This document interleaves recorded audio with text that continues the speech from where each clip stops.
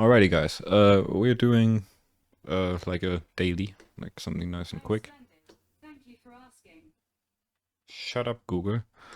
My Google Home just started talking to me. Always. Yeah, that fucking robot.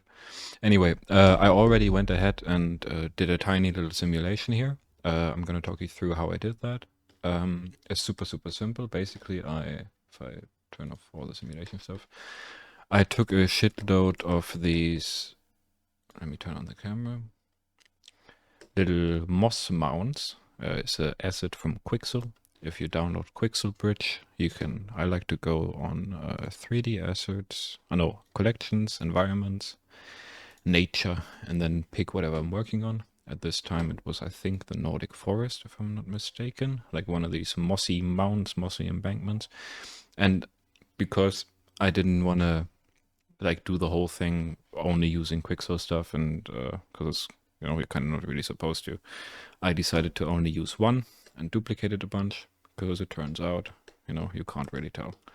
Or you can tell a little bit, but we're going to cover it with other stuff anyway, so it's fine. So I took a bunch of those and made this little embankment out of it. I can show you here in this software. This is called PureRef. It's very nice for collecting reference pictures. I have this little screenshot from a video I saw on Instagram, and I really liked the cutesy little moss hills, and I liked that there was two waterfalls. And I didn't try and get it like exact, but I tried to get something similar to that. So now if we check out here, this is what it looks like, and I want the water to like basically have the lake be up there and then flow down here, and collect down here. So put all of these together. Then after that, I closed the bottom because they come in with an open bottom. I just did a fill on that. And then I created here base. This was my block out first of all. Like first because I knew I wanted to have the two steps. I did a tiny little block out thing. Sorry. And then somewhere, I think I deleted that already, I also basically filled up all of the spots that I also wanted to be solid ground, just with like cubes. And then I took all of that, joined it together, and did a remesh on it to, in the end, get... Let me turn this back on.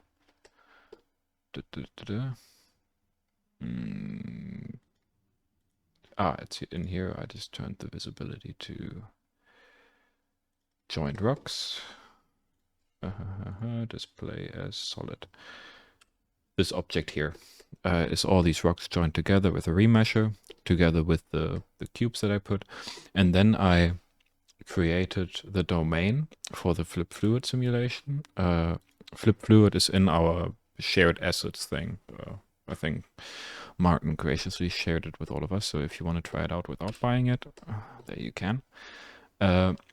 How it works is that you have a button here right at the beginning, add objects, where you say create domain. And that creates this flip domain object that you can then scale a bunch and move around and whatever. So I scaled it, overlaying it over my ground assets, and then did the remesh, and then used the domain as a boolean to cut away anything that was outside of it, because it's all unnecessary geometry, and I'm not sure if it makes that big of a difference, but I thought it was neat to have it all clean. And then I changed the view to wire, and now I have this nice collision object that's just perfect for the domain, and has all my mesh detail, but is all joined together. There's also a way to do that inside Flip Fluids, but I found it to cause some problems, so I just did it by hand. The simulation also needs an inflow, which is this object over here. You basically just add a cube, you click on make it an inflow. That's kind of it. On the other side, you have an outflow. Inflow generates water. Outflow sucks it up like a thirsty whore. So yeah, that's that. And then you have to set the simulation to start from some frame and end at some other frame. And I did it not in tandem with the animation here, start and stop with the timeline, but I started at 0 and went to 240. So I was able to shave 72 frames off of the beginning, so that I end up with 168 frames with the 7 seconds of footage, which is good for Instagram. And I start at a 70-second frame because like around, if I skip over here, it's going to load for a second. No, there we go. You're going to be able to see like around 60 was the time when the water reached all the way to the end. So I had full coverage and I knew like what the basic shape was going to be. If I started at the beginning, of course, there would only be water here at the beginning. Here, look at this. It's kind of neat. I like how this looks. Like Can I ask you how long? Because it looks pretty detailed. How long did you? Oh yeah, let's Does go into the it need to simulation bake? settings a little bit. Yeah, you basically set a resolution, and the resolution depends on how large your domain is, and this depends on the longest side of the domain. And this domain, my little box, is about 2.50 meters on the longest side, I think. No, actually just 2 meters. And so the resolution I picked is around 500, and then you get like this level of detail. And I think for like optimal look or whatever, you'd ideally want to go even higher, but I think it's pretty close and the motion blur kind of fixes it. The stuff that isn't perfect yet. And how long did it took to bake? Yeah, sorry. About, I would say like 45 seconds, 30 seconds per frame. So really not bad at all. You know. Oh no, that's not that bad. You can also bake headless if you want it to be even faster. And on simulation playback, you can enable, on quick display, you can enable auto load bake frames. So when you're baking not headless, so with the head, so just with Blender open, then you can actually watch it bake, you know, and if you feel like, oh, something's fucked, you could still stop it and change some settings and whatever. Apropos settings, you click on the domain. On the domain over yonder, you have a settings thing.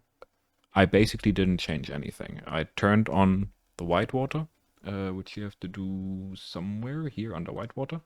I didn't turn on the dust. I think that's like ground sediment something. I didn't want to bother with that. Just turn that on. And also under flip fluid surface, we want to have is that here? No, that's not here. Sorry. Wrong menu. Under flip fluid world, yeah, under flip fluid world, you want to have a little bit of sheeting. Sheeting basically closes the holes in the fluid sim. So if you look at this area here, if I were to turn up the sheeting, these things would fuse basically and would cover them more nicely. And I found that this setting, which is I think a bit lower than, I don't know, I just found like this kind of worked and looked nice and gave me good enough results.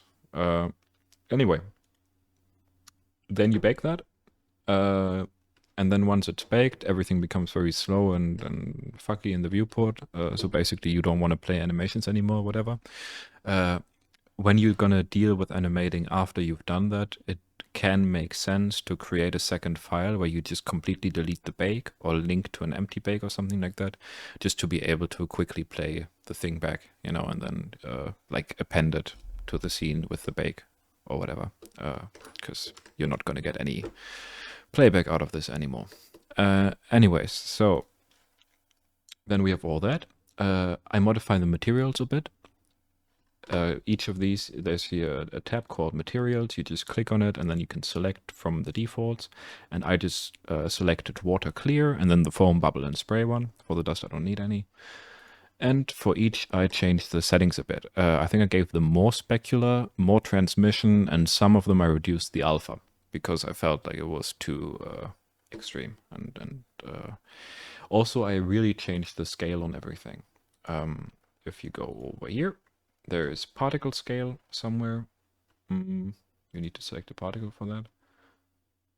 Where is it? I know it's under modifiers, sorry. Under modifiers, and was 0.008. I changed it to 0.001 because I also felt like the particles were too large. And the last important thing, before you bake, so after you've generated all of this, after you've accepted the white water, you have to go under Geometry Node Tools and click Initialize Motion Blur. What that does is it creates this modifier on pretty much everything in your simulation. And if we take a look at that, it's very, very simple. It's literally just mesh to points, set material, blah, blah, blah. and it's taking the flip velocity and the motion blur scale, multiplying that with each other, and piping that into motion blur velocity, which then gets turned into the velocity attribute. What this does is it takes the velocity that Flip Fluid uses to calculate its simulation and basically turns it into motion blur velocity, tricking Blender into just accepting it, which is really, really cool, because now if we render it, the water has proper motion blur without having to do any fucking like vector blur type thing. Like this is an actual, the fluid of the motion. No, the motion of the fluid. That part was a little bit buggy, or does it generally work? It generally works. It was only fucky because of photographer add-on. So if you have photographer add-on installed, deactivate it. I found that you can basically use it to do all your settings. So when I created the scene and I put in the camera, I used photographer add-on. I don't know if you've seen it. I don't know if I have it activated at the moment. Yeah, with the bugs and stuff around it. Oh, that's a neat little add-on. I need that. What was that? What did you do? This here? It's like for the categories where you can put stuff together to clean it up a little bit. Ah, that's great. But I still have too much there. It's called Simple Tabs, I think. So anyways, I know that one. Let's turn photographer on really quick so you can see it. This add-on is super essential for my workflow. Like you can completely do without it, but I really, really like having these settings. Oh, it's great. Yeah. I already like it for adding stops to your light, right? Like +1. It's just it's so fucking easy. It's just +1 and it's twice as strong. You know, those small things are already worth it. For sure. I really like the real life camera settings because I'm a little bit pedantic. So if I can actually select, you know, a proper what's it called? Sensor size. For example, I have a ASPC camera in real life that I'm using right now to film. So if I wanted to do some VFX with that, I could actually select APS-C and get like the proper whatever. I also always choose a realistic lens number and also like to prefer common lenses just because it gives a familiar look and it's like recognizable by normal people as like looking cinematic or whatever. Depth of field, there's two really cool options that we are unfortunately not able to use with this setup. Is vignetting and bokeh. I normally use them for stills for everything, but with the motion blur here we can't, and because they just turn black for some reason when using flip fluids and rendering headless. But anyways, the f-stop is still important. You know, here you get all the proper options and it's like the real f-stop numbers and not just some weird in-between stuff. So it also helps with making things like recognizable. And you get the exposure. And if you switch to manual exposure, you can actually set in a proper shutter speed and an aperture and an ISO, and you actually get motion blur depending on that. And that's really, really helpful to making the water look great by just having the proper half the time of the frame exposure. Resolution, blah, blah, blah, all this stuff. Load in a nice HDRI. Right now I'm using some forest path thingy. You could also easily use any other thing. So that's all we need photographer for. So we go to preferences and we turn it off again and all the settings stay, which is cool. But it won't fuck with our animation.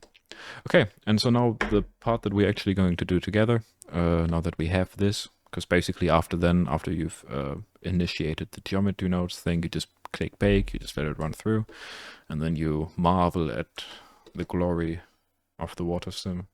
Even though I feel like this one's kind of fucked. I don't know. Maybe it's cool. We'll see when it comes out. But there's like these weird sausage parts in the middle. It's very like it loves to pile up in there. I don't know. Maybe it'll be cool. Who knows? Anyways, so we have all that. So I was thinking together we do what I normally do for my dailies, which, by the way, if we take a quick look at what I've done so far, then you will notice there's basically like my longer projects where I actually do something from scratch, and then there's me asset flipping, you know, like a scammy Steam developer I'm just downloading assets and putting them together. And maybe like with the mushrooms, for example, everything is Quixel save for the mushrooms. So I spent about an hour or two making a cool little mushroom, and then just slapped together some photoscan environment. So that's where most of the flashiness comes from in the end. So how do I do that? I use Quixel Bridge. I already said, like, you just click on something, you download the Blender thing. You need to do something with the Blender startup file. You can read up about that online, so that it always automatically opens a port to import. And then you just click download, and then you just click export. And then it shows up, and then you can create your scene. And what we have created already are these rocks here. And the first thing that's still shitty about them, first of all, let me turn off the visibility of some of our flip fluid stuff, just so we don't select it by mistake. We basically need them to be wet. You know, we right now the ground is super dry, which is fine but not great. And because they're all duplicated and still linked objects, they all share the same material, which is really cool for memory, because these scenes are gonna kind of fuck up my memory. I need to be kind of efficient with it, at least a little bit. What we're going to do to make them look wet is we're going to add a little, first of all, make sure the cursor is at the origin, cursor to world origin, and then we add a little empty plane axis. There we go. I like to make them smaller because I'm pedantic. And we call this one ground empty, for example. And let's just leave it there. And then we're going to go into the ground material. We're going to say object info. No, wait a second. Which one is the one with the... Isn't that object info? Why can't I... The texture coordinates, right? Yeah. And then... Yes, you're right. You're right. I'm stupid. Texture coordinates, boom. And then separate X, Y, Z. Boom.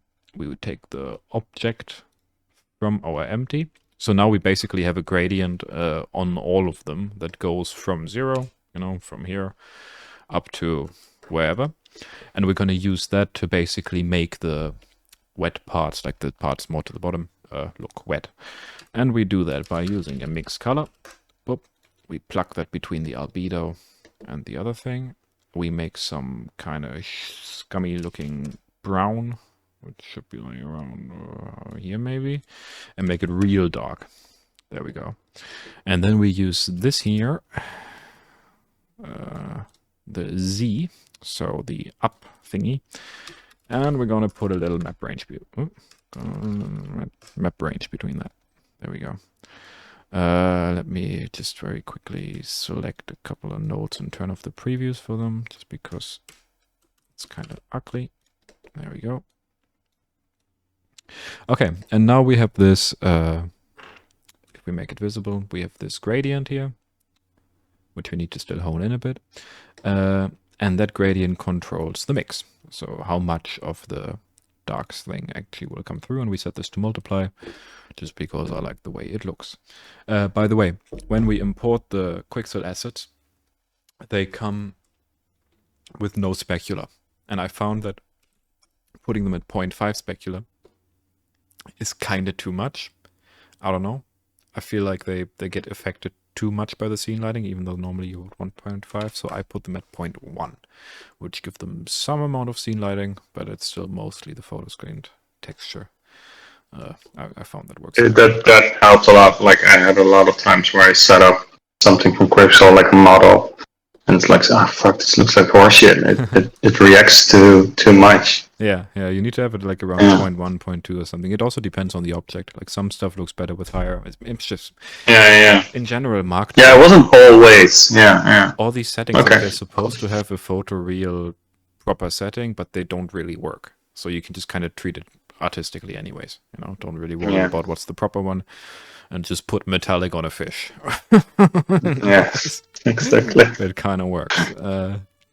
Anyways, we want this to be a bit higher. You know, we want this to start at around, let's say, 0.2. You know, because this is supposed to be all drenched, and then it's supposed to fade out towards the top. And let's say maybe the one should be maybe 1.5 or something, to get it like a bit grayer there. Alrighty, let's have a look. Am I stupid? Is that not updating? I think you're supposed to be darker. What are you doing? No, I'm stupid. I did it exactly the wrong way around. I have to do 1 here and 0 there. There we go. Okay, now it's way too much. Or is it? Maybe not even. Maybe give this 0.4, give this 0.1. Is that cool? That seems cool. Yeah, I'm okay with that for now. We might hone these in a bit later on. We're also going to cover a lot of this with moss, so it doesn't matter too much. I just basically want to have like a little bit of darkness under the water. Next thing is the roughness. We are going to take map range on this. This is the roughness that's already been there. I basically want to map range that to just make it a maximum roughness of 0.5, just so everything looks like a bit slick. Or let's give it 0.8 maybe. And then let's do a math. And we're going to add, I'm going to turn off the preview. And what we are going to add is another map range of the Z. Let's keep it where it was before. Let's take a look at this.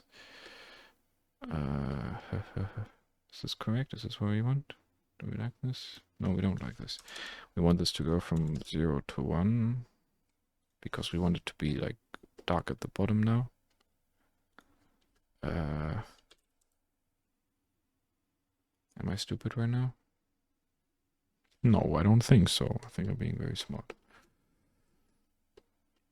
Yeah, sure, I'll take it. So if it's 1, then it adds a whole 1. That's 0.8. Do I want that? What do I even want? I want to subtract that? No, that's the wrong way around then.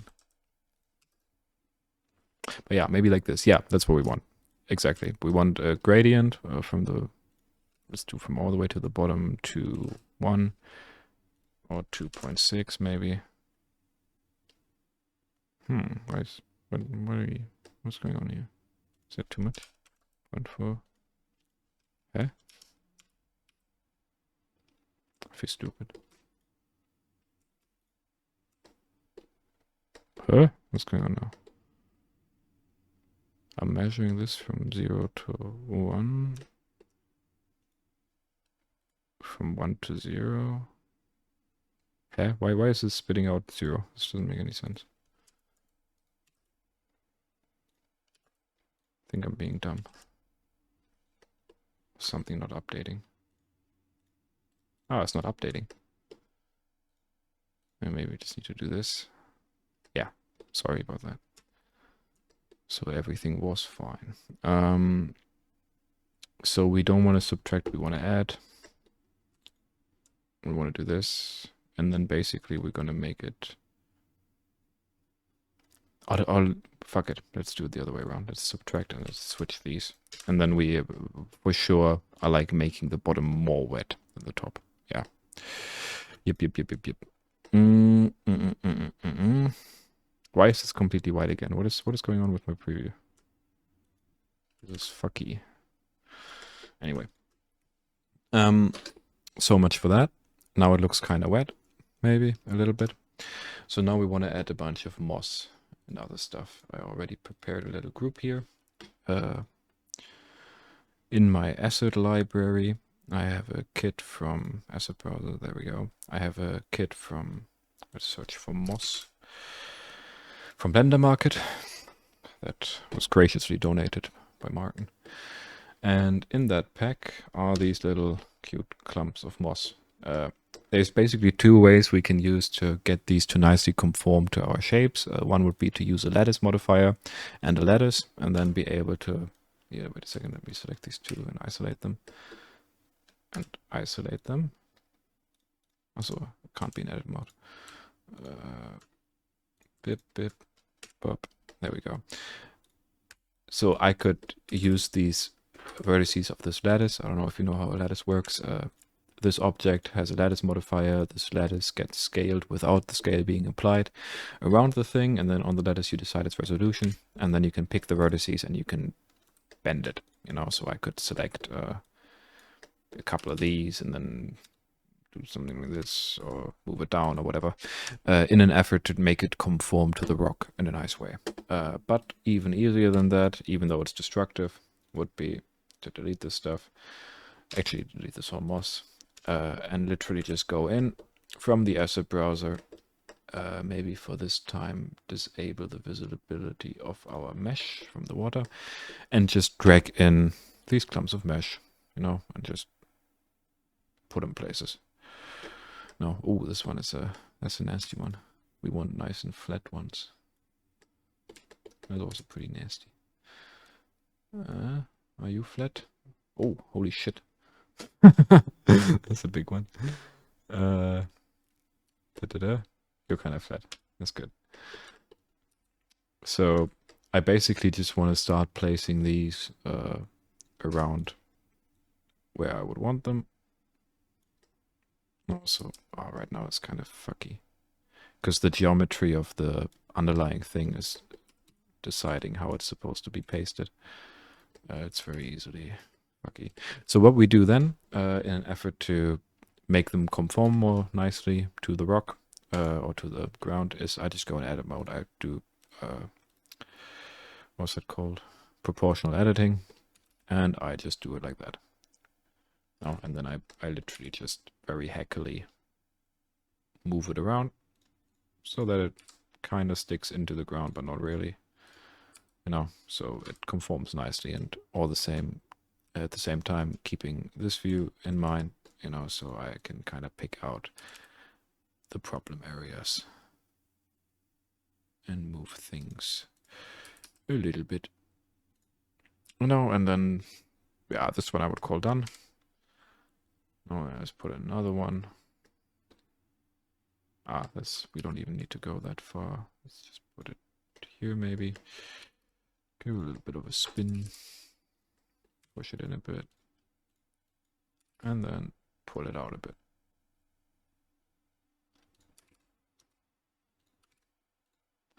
Something like that. That's cute. We like it. Very nice. Okay, let's do something for... I remember in the end, our fluid was covering quite a bit of this, but not in a super nice way. So I would want moss here, but nothing super great. So basically looks like it's getting swept up a bit here and there. How about this one? Oh, beautiful. Beautiful. The cool thing about this asset pack is that they all use the same material. So later on we're going to do a little bit of stuff to try and make it fit better, you know, because right now it's obviously is way too green and really sticking out and looking kind of awful. But that's easily fixed. So fret not, my fellow Blendarians. Let's push this down a bit. Cute. Should I even bother? Yeah, and when you're making dailies, that's a question you should always ask yourself. Should I even bother? Because most of the times you really shouldn't. Like there's so much stuff that I could be putting a lot of effort into that just, you know, it's not very necessary. It's just, we're doing dailies, you know, we're trying to be fast and efficient. Not. So don't get too heavy. Yeah, it's all one angle anyway, right? It's like not that you do like 5 angles and 30-minute video. Exactly.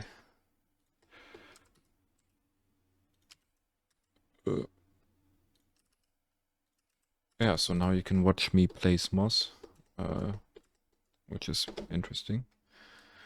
I'm basically just gonna fill this up a bit. See if I can do it very quickly. And then figure out the problem areas.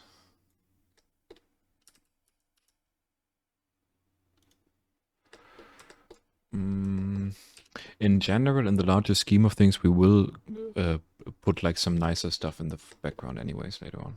So get ready for that. Be prepared. Making the Lion King.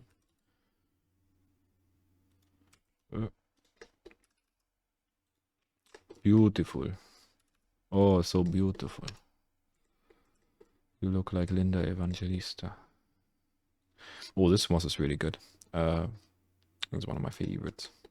This one has very nice detail on the top. Oh, only one.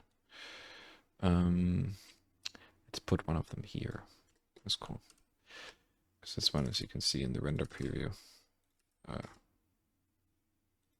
it's very detailed and has like these little things coming out. So maybe place that at the edge a bit. So we have something nice there to look at. And with the moss, you know, I'm not really going to bother with like intersections and stuff like that because it's fine. You know, it's all fine. It all gets kind of mushed together anyways. But I want it more to the side actually. Somewhere around there. Yeah, that's cute. And then push it down a bit and push it in a bit so we don't have any nasty intersections. Now would be the time to engage in second screen entertainment. I'm sure many of you already are.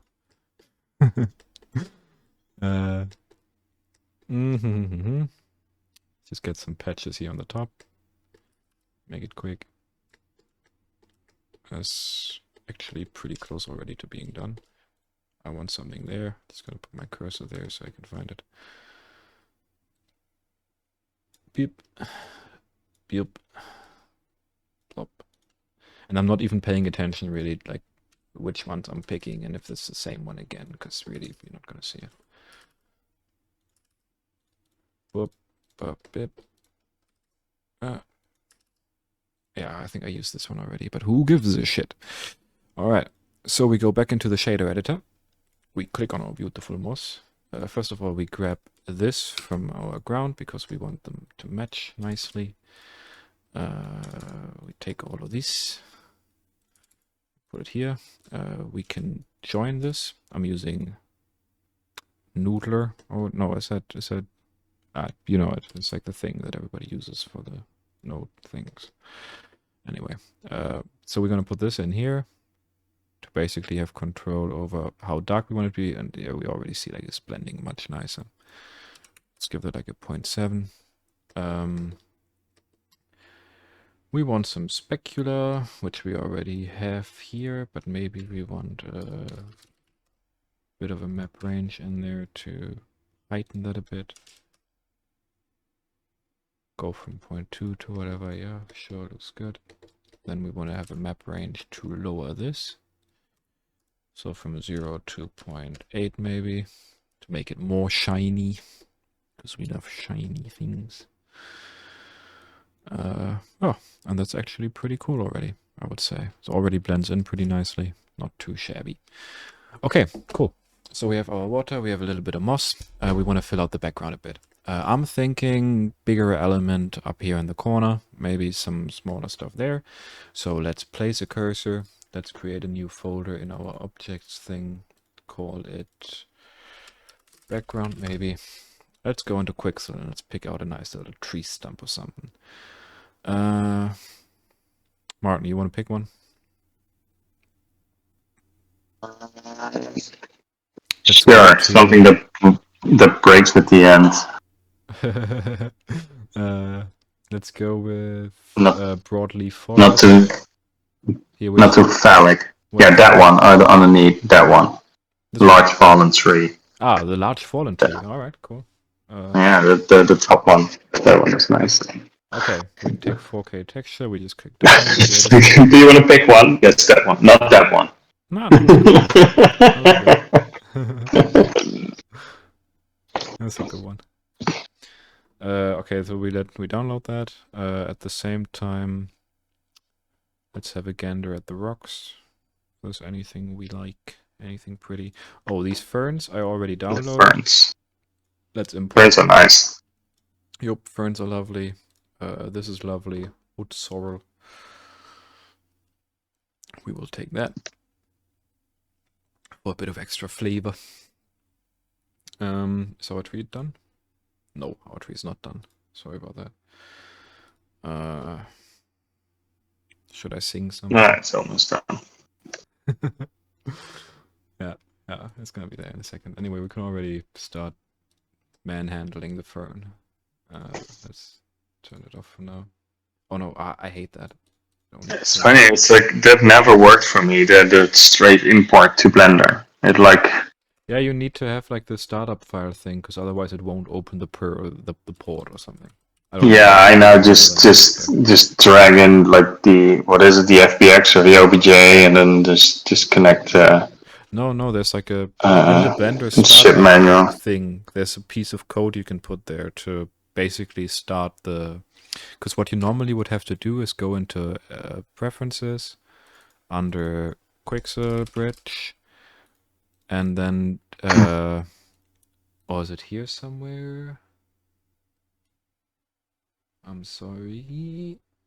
But somewhere there's like a thing that's like, oh, open up the Quixel port. And normally you have to press that every time. But if you do it in the startup script, then you don't have to do that. Anyway, let's hide the sorrel. It's weird that it doesn't just work like a normal add-on. But then again, you're not even supposed to render in Blender, so. Yeah, sure, I understand why they wouldn't put any effort in. But then why add Blender to their Quixel Bridge program? To use it for, but yeah, I get you. It doesn't make that much sense. Yeah, it's like. This is nice. Let's push this over a bit to the side. Let's rotate that a bit. I'm sorry, I'm back at placing. Why is this not showing up in the render? Am I stupid? Oh, it is. I am stupid. Set this back. Cool. We were in the background category. We were adding a tree, which is done exporting. So, same thing again. We imported something, so we want to check out what specular works. Point 1 looks nice, integrated enough with the HDRI, but not too much. Let's try out point 5 just for good measure. In my opinion, it looks like too much. So let's put it back down. Okay, how do we want to use this? I always like to give him a bit of an angle. So maybe, I don't know, let's give it like minus 15 degrees. And let's see if we can place it in a nice way. Looks interesting. That's sort of interesting, maybe. It's super big. I think I'm just gonna say fuck it to the correct scaling. Make it half the size. Yeah, that's nicer, I think. And then maybe something like this. As you can see, in Photographer add-on, I already turned on the guides. You can also do that under camera. So if you click on your camera, somewhere there is guides. I don't really know where. Composition guides, there we go. I have thirds turned on.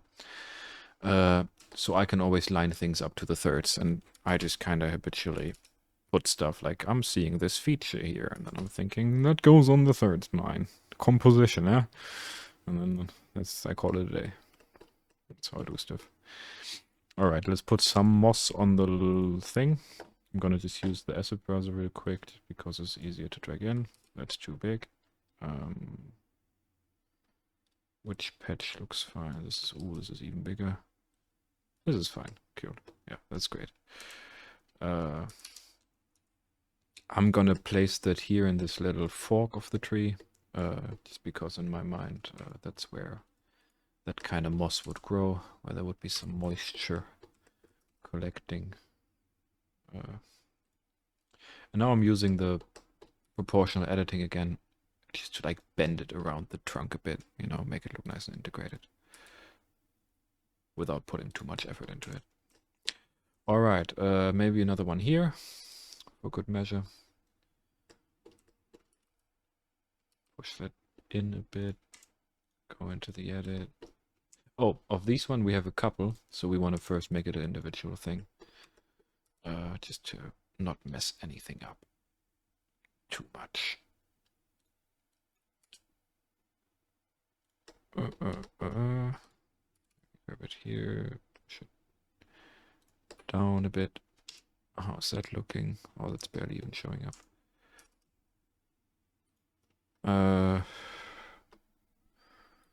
I'll do a little one here.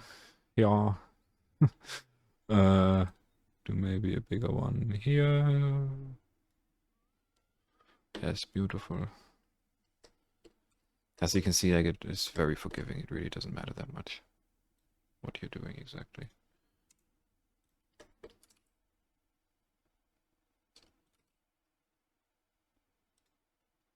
Wash that in there. And even if it's intersecting a bit, who cares? You know, like this. You can always just pull it out a smidge. And that looks pretty nice, I'd say. I think the trunk needs a bit of shader editing. Let's put a map range on the roughness and say you only go up to 0.8 or 0.5 even. That's too much. It's 2.7.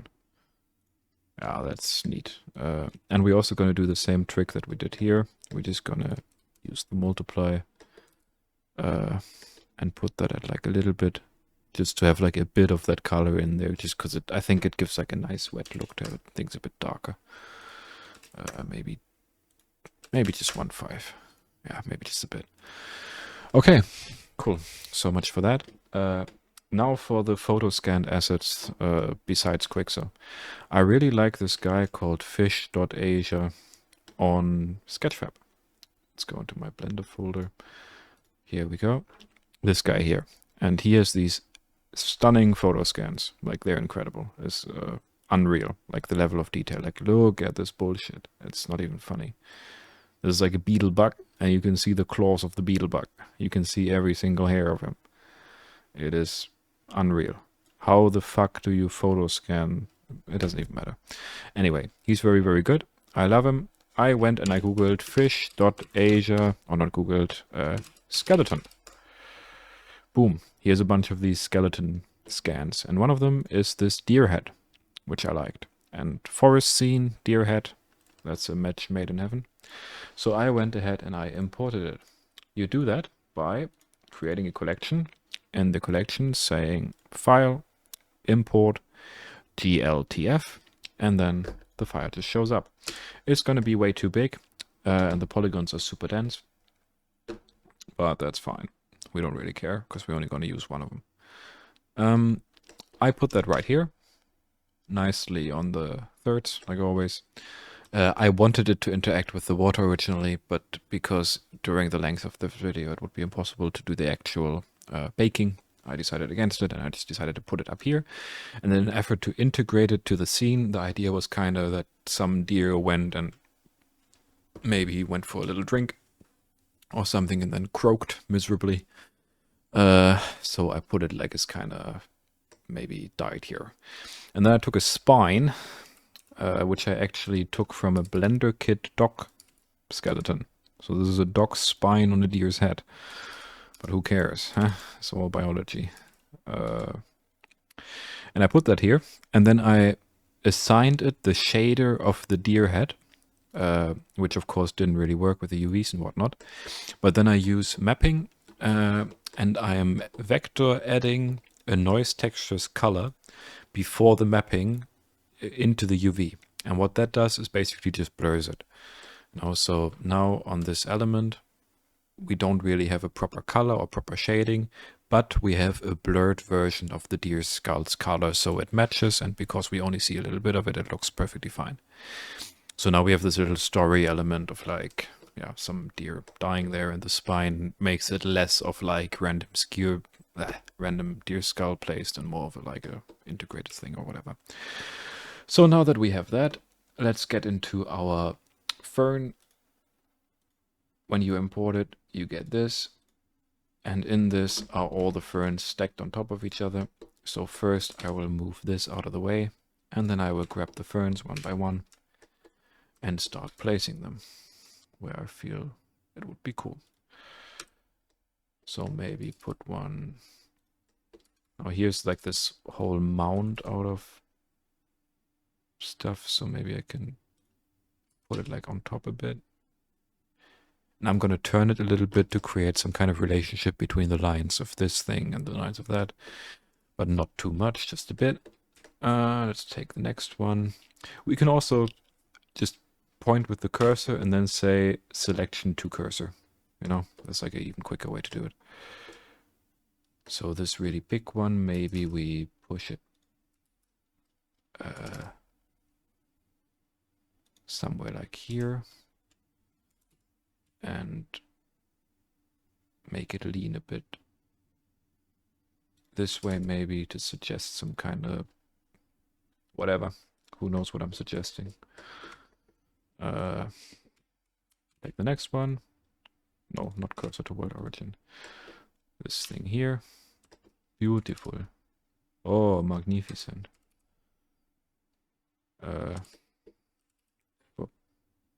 Something like that. And I'm trying to not cover the things that I want to show in the background too much. Even though now that I'm looking at the actual rendered view, it's really not covering all that much. It's kind of maybe even a bit cool if I do it like this. Yeah, I like that. Let's put it lower a bit. Let's keep going. I want to have another one here. I can just press 7. There we go. Oh, you're a big boy. You're a big boy. Let's leave 8 well. Next one. Maybe over there. Oh yeah, you're a big boy too. It's a fat fern. And now I'm trying to, here I'm noticing some intersection. I'm trying to point at the screen with my finger. Boom. So I don't want it to intersect too much. And it's kind of nice to cover like part of this area of the image. You know, I didn't really plan for it, but now that I'm doing it, I'm seeing a couple of things where I'm like, no, let's put some shit there so people don't look at it. Maybe one of these. Maybe. Outside the frame, you don't even really need to bother with trying to properly, you know, plant it or whatever you want to call that, because, you know, it doesn't matter. Nobody can see it.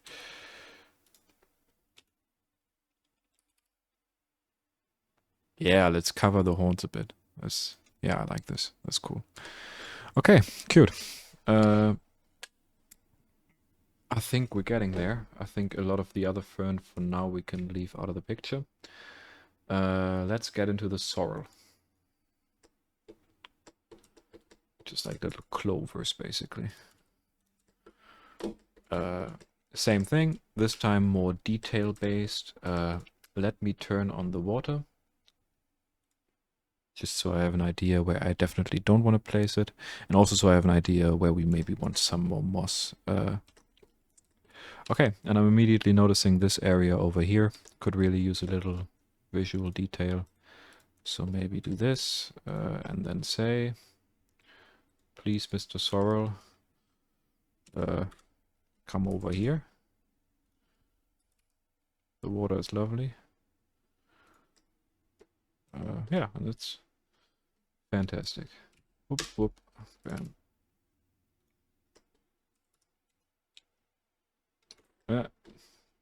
Come on, man. Come on, man. Fuck. A little bit over here. Oh, that's a big one. But we can manage. We can find a home for you. Do you feel that like manual placement overall with these types of dailies and things is better than using like things like scattered or geometry nodes or whatever? I bet if you know how to do it with scatter, it's more efficient. You know, I haven't used it that much yet, so for me this is more efficient. And really, we're only gonna place like a few. You know, we're not gonna go completely. Yeah, exactly. So, yeah. Maybe for this type of stuff, it is totally fine. Yeah, if you do like a grassy landscape, it's probably not the best idea, but. And I do use GeoNodes quite a bit, like here and there, just like when I find some sensible application for scattering things or whatever. But for this type of thing, I don't feel it necessary. Just want to make sure that we don't have any flying sorrel, because the assholes on Reddit will point out anything. Let's put some here. Tip, tip. And I mean, it's quick as fuck if you do it like this. You know, really. Yeah, and that's the nice thing about nature scenes, right? Like shit intersects, and if it's like not that obvious that your fern sticks through your wooden log, then you're Yeah, fine. totally, totally. Yeah. 100%. To quote the greatest comedic mind of our time, Brendan Sharp. That's a deep cut. Cool. I want a little bit more moss over here. So maybe just right now I'm too lazy to actually generate new moss. So I'm just going to be duplicating, spinning it a bit, and then transforming it again.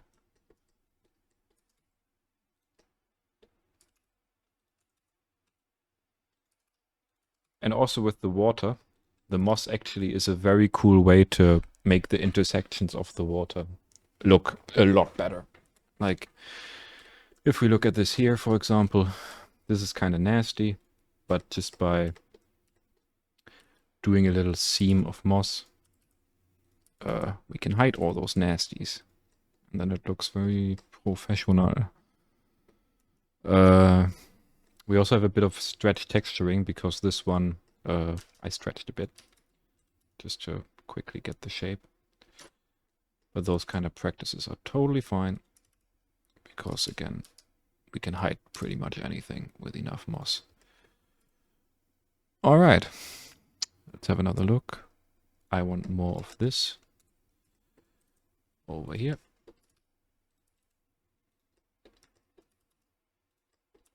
Spin it a bit for good measure and variation.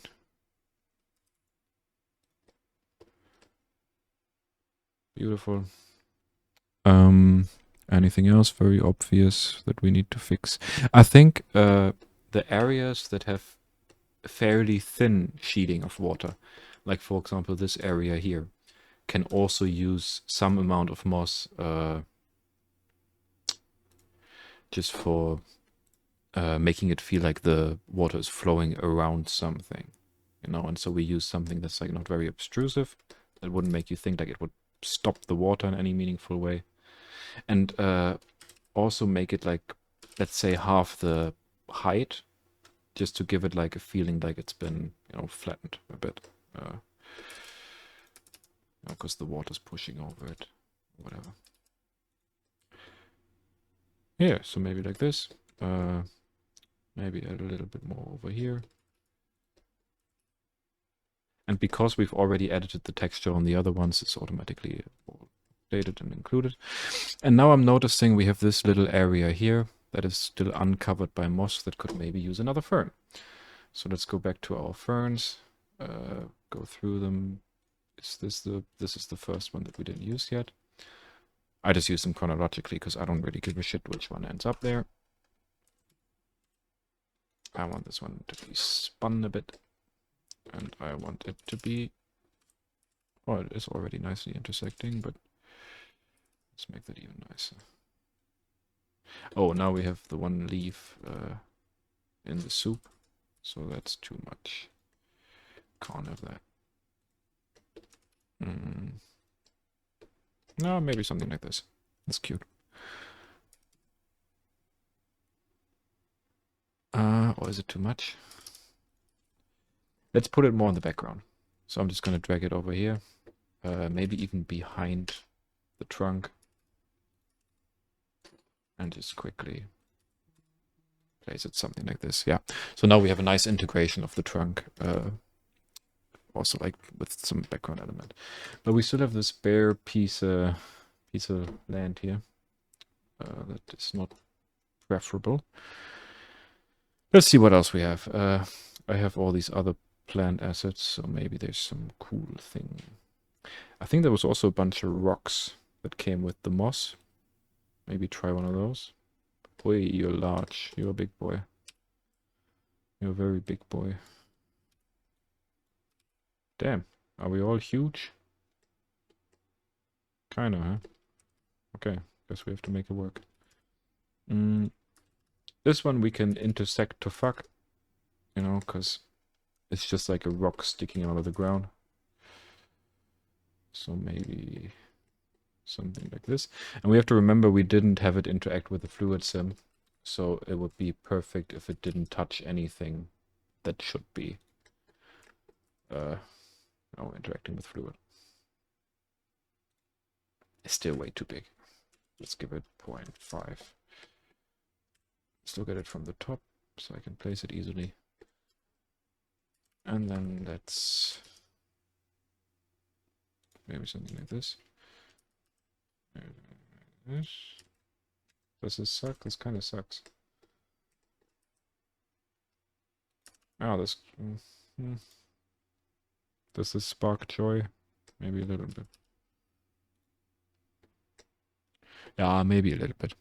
That's kind of cool. It's a nice reference. I love... Ooh. What's her name? What was her name? What does spark joy? Ach so, the fucking Asian lady. What's her name? Yeah. Marie Kondo. Yeah, Marie Kondo. Yes. Yeah.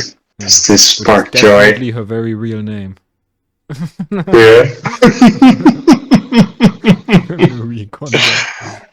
Yeah, it's like a Western-approved Asian name. Yeah, but they all do that. Like they all have like my wife's friends all have Yeah. cool Western names where they call themselves Cindy or Julia or something. And your wife? Does she do that She as just well? lets me mispronounce her name. Ah, that's nice. Yeah, what can you do? Yeah, now I try to make this conform a bit, just to integrate it a bit more. Oh, nice. I think we are almost ready to render. Oh, we're definitely getting there. Move it a bit so we see some of the rock, because I do like it there. Maybe just for good measure, you can just also grab a couple of these more. Because if I look at this... Do we still see any obvious problem areas? How about you guys? Anybody, maybe somebody else than Martin, has any idea what we could still include before we press render on this? Let me turn the water back on. Anything else we could do? Tell a little bit of story. Albos, I'm calling you out. Albos is... Yeah, this is a you have a call good out. eye. You're calling me for creativity, bro. Yeah, I am. Amigo, do your trick. I've got no creativity, man. Give me like 20 minutes to rip something off someone else on Instagram. All right. I need to look. Hey, I mean, that's what we've been doing, so let's just take a look at this. Maybe this will give us another... And I mean, you got pretty much everything there. And maybe some lighting, right? A little bit more deviled lighting or whatever the kids call it these days. I want a tiny bit more moss, and then we can do the lighting. I want a bit of moss here. In this area. Yeah, and I feel that, but it's hard to see when with the scale we see it at on Discord. But I feel that the deer head still sticks a little bit out. Like it should maybe, if it's laying there for a while, which it does if the thing died, maybe like some little bit more little foliage around like the base of the skull. Yeah, make him a bit green, make him maybe nasty for sure. That's a good idea. That's a great idea. Yeah. Let's go into the sticks shader out of it. and let's give him a little bit of a...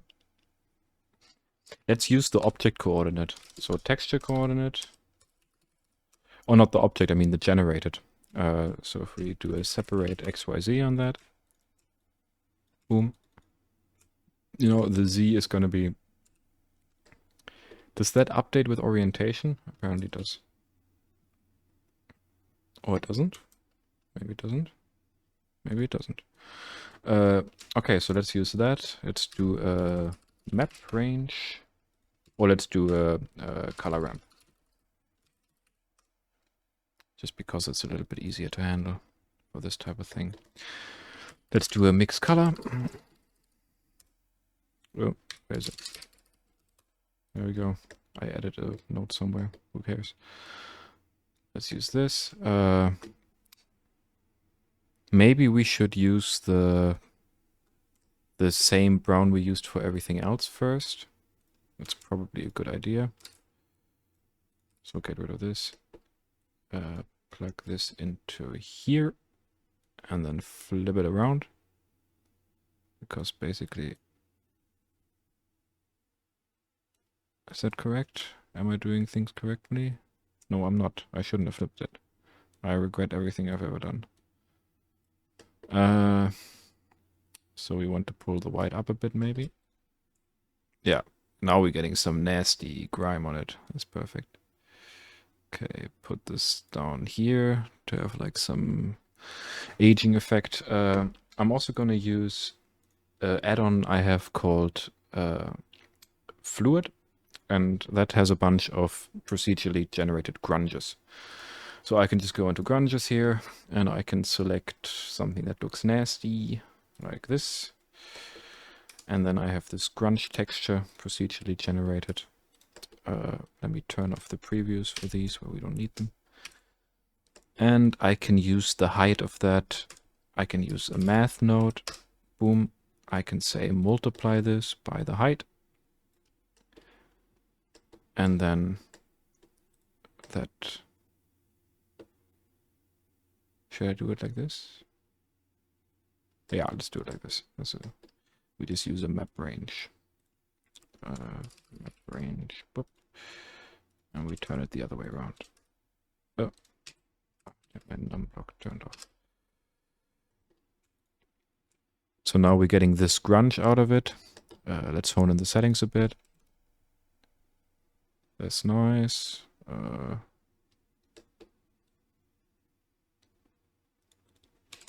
Full strength. Boom. And now because we are only affecting the area that we are affecting with this, let's bump this a bit up to, let's say, 0.8. And put this one not at a 0, but put it at a 0.2 maybe. Or whatever, so we're getting a bit of everything everywhere. Then let's give it a bit of moss. For good measure. So back to the asset library. Grab a moss. Put it in the eye. Or maybe not the eye. Put it on top of the head maybe. Have it intersect. Going to edit. Oh, we have 2 of these. Gotta make a new object.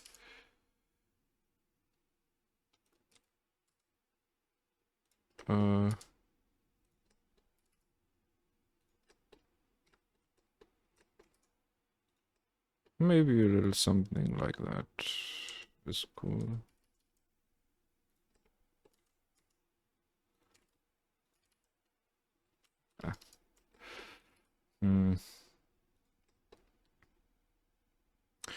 I mean, it's not amazing, but it's something. We need to integrate it a bit more.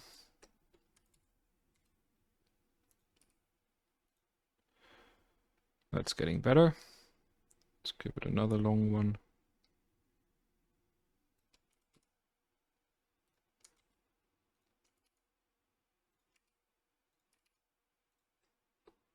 Nice. That looks fairly good. And then we go back to our wood sorrel. Let's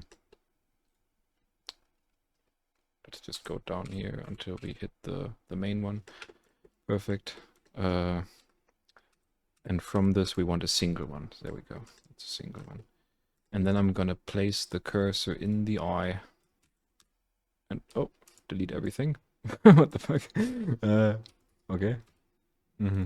So we can have one little sorrel growing out of the eye. Because that's funny, right? That's cute. We love that.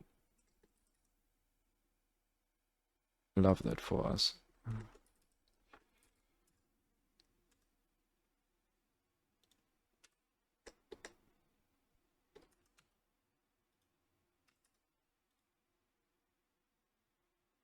Nice.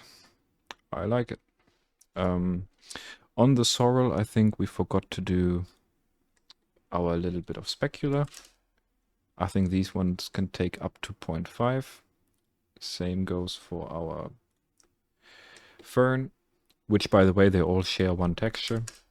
So we can just do it to one and we do it to all. Just like QAnon.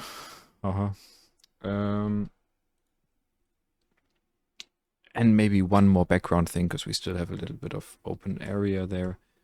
that you might want to cover. So let me get a single big element like this boulder.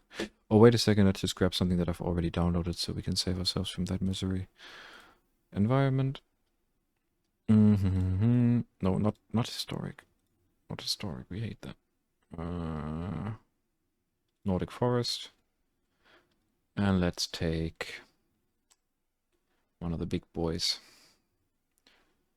Maybe this one here? No, I didn't download that. This one I've already downloaded. Perfect. So that just pops up. It's way too big. But we can move that to the back. We can move that down to like maybe something like here. Maybe angle it a bit, just for the hell of it. Maybe angle it the other way around. And then in the shader, of course, not forget specular of, oh, by the way, we should definitely save.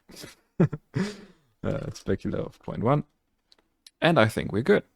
The last thing to do is hone in the camera settings, decide on a perspective, maybe add a little camera shakify if we want to do an animation at a later point, which I don't want to do right now. Right now it's just going to be still. And so to that end, I'm actually going to very quickly re-enable photographer, just so I have the access to my nice little settings. Whoop. Go in there. I think I want to have like a more of a bokeh, or not. I'm not going to get any bokeh, but I'm going to get more of a depth of field type thing. I'm going to focus on the skull, because that's kind of like our element there that we might want to focus on. Or maybe not even focus on the skull. Maybe we want to focus here on the... Let's just show the focus plane, which is a very neat feature. Oh, it's just down there for some reason. That's not right. Why are you down there, huh? What's going on there? Something's wrong. Anyways, yeah, let's focus like this. Boom. There we go. I gotta say, man, I liked the one on your Insta where it was like looking down at the water, because then you can see all the details in the white water. I think that's pretty cool. Yeah, we can do that too. Let's just set up a second one, then, just for the heck of it. So I just add another camera. Oh, wait a second, let's go back. I duplicate this camera actually, because I'm lazy. And let's select the skull as like our focal point. And, oh, now I ruined it again. Go there and then look down, maybe something like this, roughly. Where did the camera end up? I generated the camera in the wrong group. Fuck. Select hierarchy. Move that here.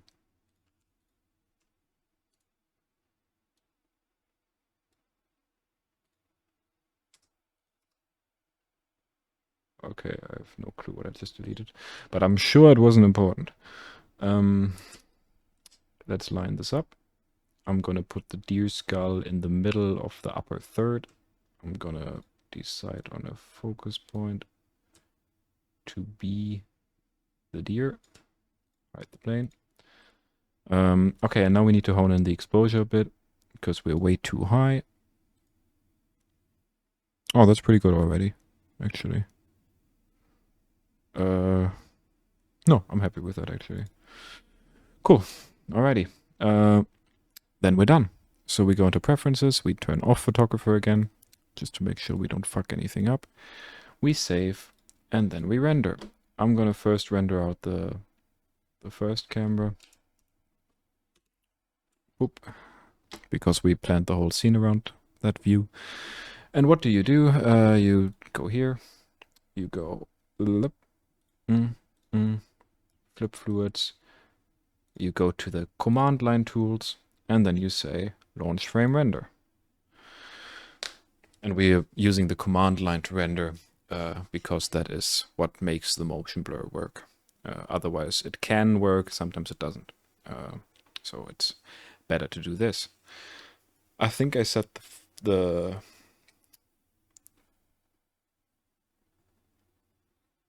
I'm hoping that my PC can even do it. we might have too much memory. No, it does it. Perfect. All right, yeah, that'll be it. Or normal memory, like port memory. Huh? Like VRAM. Yeah, because sometimes I put too many assets and then Blender closes.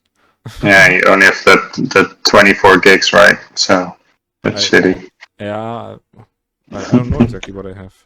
I mean, You have 3090, right? yeah, but I also have. I don't know. Yeah, I think it's 24, but it also uses the regular RAM, right? Like it doesn't only use the VRAM, or does it only use the VRAM? I don't get any of that stuff. I think so. I think it only depends on the VRAM. Oh, all right. But still, though, with some assets, it goes quick. Yeah, for sure.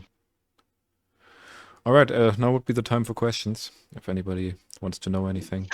Also, like, if you have questions for any of the other stuff that I've done, I'm glad to answer it. I was wondering about the flip fluids. I don't know if, like, you know, or if,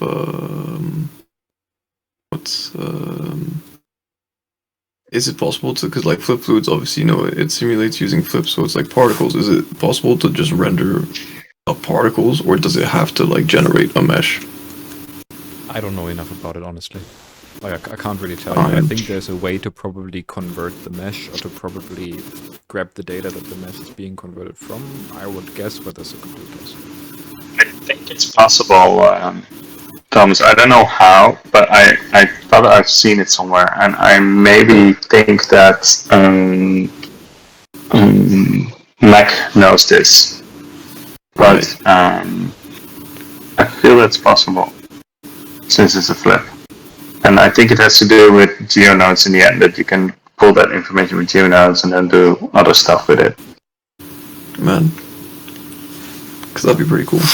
Yeah, I think it's possible. Just like you can use I don't know, Cloud Sims and then use that data in GeoNodes and all that jazz. I've also read that there's like some way to make it alembic or something. So I think that will also be something to be able to work with another software. But like I said, like I don't know anything about flip fluids, if I'm honest. No, I just know how to turn it on. And that if you use these settings, it looks nice. That ties into, it wasn't really a question, but it's more like a remark, ties into that I like how you approach your dailies. It's, you take this subject and do it like 3 or 4 or 5 or 6 times into different renders that more or less look the same, right? Yeah, but it's like, but still, I see a progression from your first one to the 6th one, for example.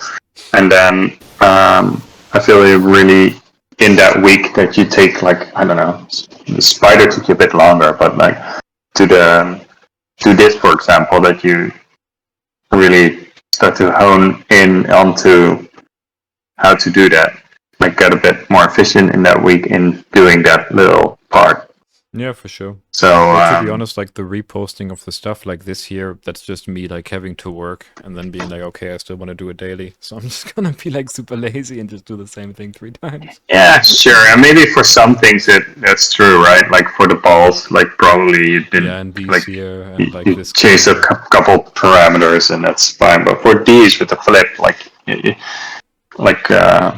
you changed a bunch of things. They're small things, but the last one is better than the first one. That's for sure. Yeah, for sure. For sure. And in general, like it's I would prefer if I was able to knock like one original one out every day, but it's just too much work. You know, I can only do that on the weekends or whatever. And I also want to do more of these, like the little like. Yeah, there goes a little bit more thought into that, right? It's not just doing work in 3D. You need to think about it, and then it needs to work, and then you start working on it, and it's like lists of ideas for that kind of stuff. I just need to get to it. Yeah, that's true. But sometimes, like when it's something is on a list, and then you start working on it, then after half an hour, you're like, "Oh, this doesn't work." It's a great idea in my head, but not, you know. Are you rendering like an animation, or is it just no, this is just a single frame. I only set the frames too high, but now we're halfway there, so might as well wait. Yeah. Yeah, so much for that. No. My gosh, Russ is here. He has power for the first time in 6 months. Gentlemen. Joshua, you're looking I can hear you He so has well. power, but he doesn't have. Can't you hear me? Yeah, now we can. Okay, there we go. Yeah, what's up? Josh, you're looking smashing. Thank you.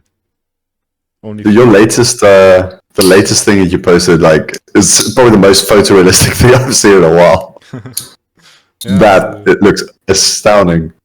Yeah, it looks really well. Especially the water sim on itself. It's like the first time you post, it's like, this actually does look like a decent water simulation that comes from Blend.